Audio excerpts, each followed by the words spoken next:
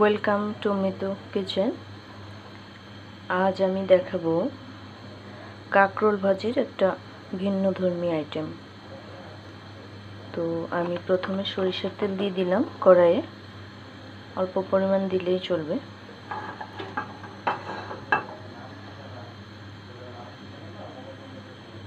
তো এবারে আমি দিয়ে দিচ্ছি লবণ আর কিছুটা হলুদ।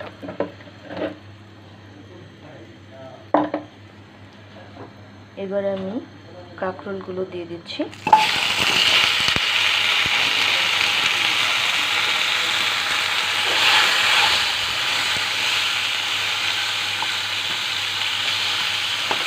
কাঁকরোলগুলো হালকা আমি ভেজে নেব, খুবই সামান্য পরিমাণে, মানে আধা সিদ্ধ করে নেব এক কথা।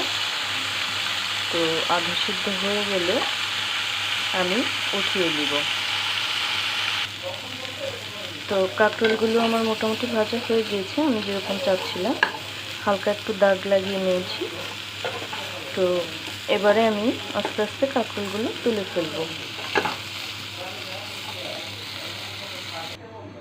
কাঁকরোলগুলো তুলে নিয়েছি। এবারে একই কড়াইয়ে আবার একটু হালকা তেল দিয়ে নেব, সেটাও সরিষার তেল অবশ্যই।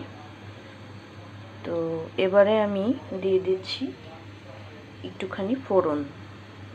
এখানে রয়েছে অল্প একটু দারচিনি, একটা তেজপাতা, একটা শুকনো মরিচ এবং অল্প কিছু জিরে। এটা দিয়ে আমি হালকা নেড়ে চেড়ে নিচ্ছি। এবারে আমি দিয়ে দিব পেঁয়াজ।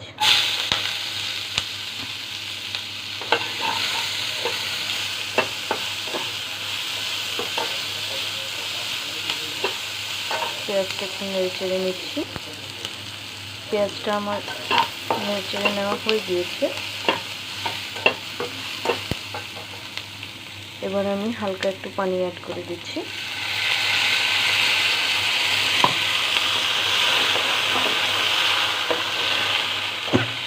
পানি অ্যাড করে নিয়ে এখানে আমি লবণ অ্যাড করে দিচ্ছি পরিমাণ মতো,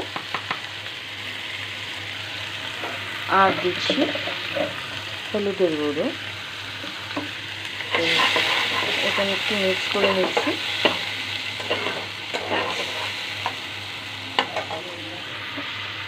আর একটু হলুদের গুঁড়ো লাগবে, তো আমি আরেকটু হলুদের গুঁড়ো অ্যাড করে দিচ্ছি।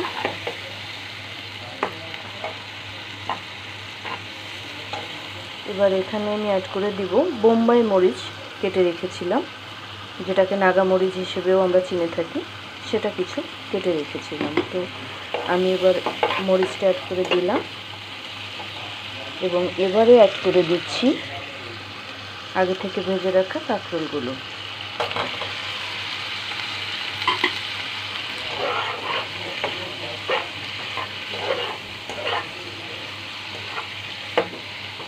এবার আমি কিছুক্ষণ এটাকে নেড়ে চেড়ে মিক্স করে নেব।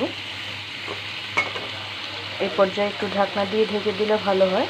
আমি ঢাকনা দিয়ে একটু ঢেকে দিচ্ছি। আমি হাতের কাছে যে ঢাকনা পেয়েছি সেটাই ব্যবহার করছি আপাতত। আমি এখন ঢাকনাটা একটু তুলে দেখছি।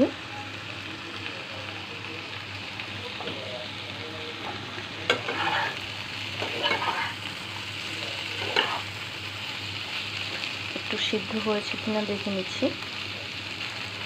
আপনারা দেখেছেন যে আমি রান্নাটাতে কোনো রকম শুকনো মরিচের গুঁড়ো অথবা কাঁচা মরিচ কোনোটাই ইউজ করিনি, শুধুমাত্র বোম্বাই মরিচ দিয়েছি। তো এভাবেই ট্রাই করব।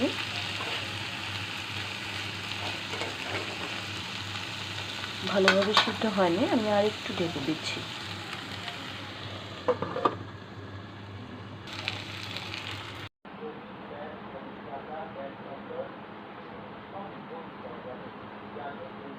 তো এই তো আজকে আমার রান্না সার্ভ করে নিয়েছি, হয়ে গিয়েছে।